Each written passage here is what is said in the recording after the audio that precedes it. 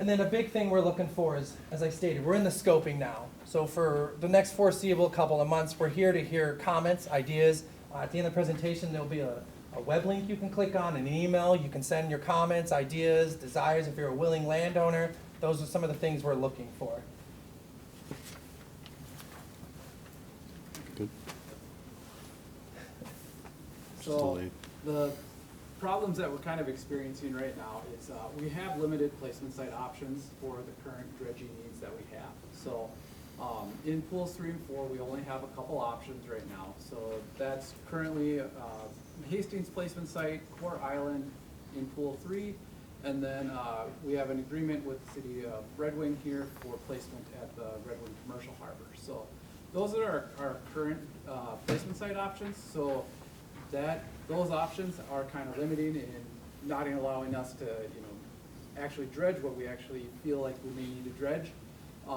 And then out of those placement sites, like Hastings and Red Wing, those sites are beneficial use sites. So basically, people can come take that material, use it for projects throughout, upland projects throughout the area, and our dredging needs kind of outpace that demand.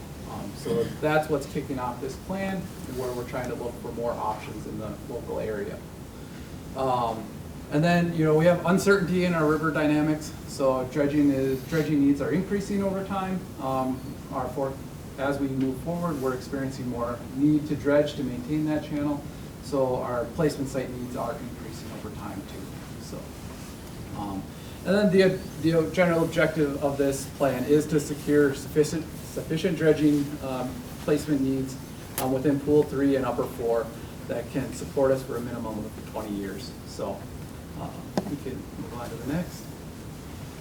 To give a little bit of background on dredging and what our future needs are, I guess we could first talk about how we actually dredge the channel. So in maintaining the channel, we have two typical means of dredging, mechanical dredging and hydraulic dredging. Mechanical dredging is as simple as it looks here on the photo.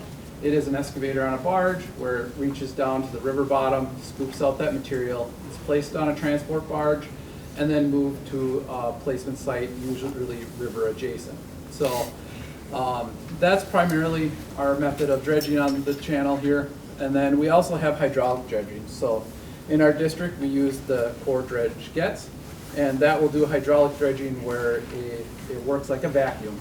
The cutter head is placed on the river bottom, it mixes the sediment with water, and then it is pumped up, pumped through a pipeline up to a mile, or maybe even a little bit further, depending on the situation. So in that case, the placement sites can be a little bit varied.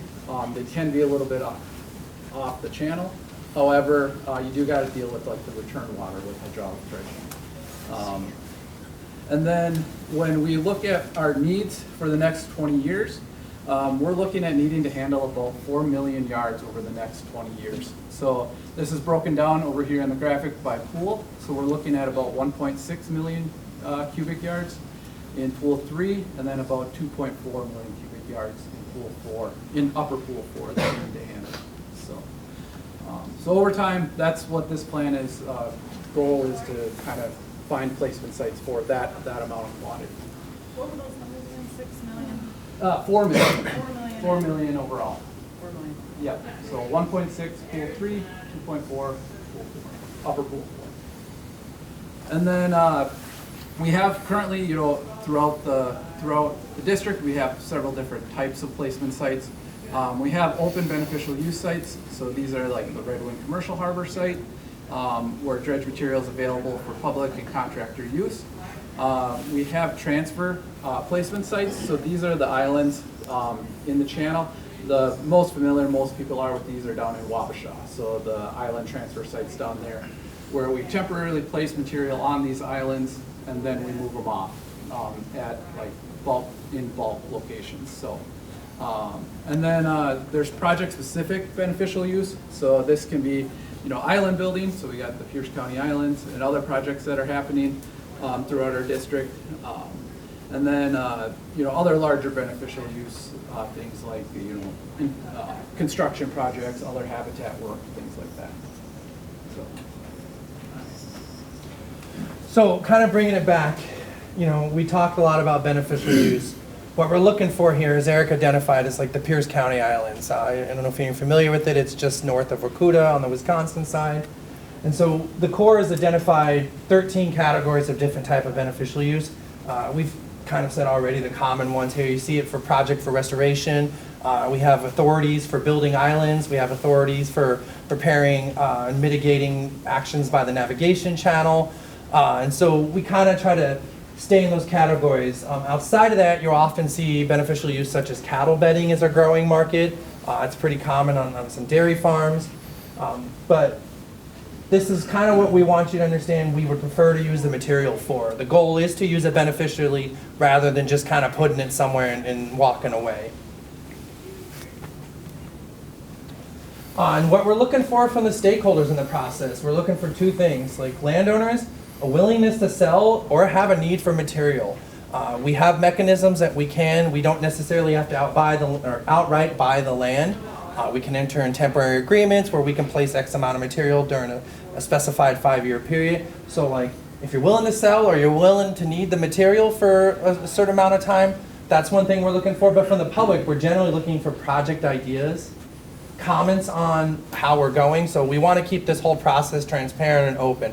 Our goal is to continue to have this back and forth with the general public. We've met with several cities and key groups on the river this last week into this week, and we're going to continue for the foreseeable future meeting with people on the river so that we can hear what the vision of the river is.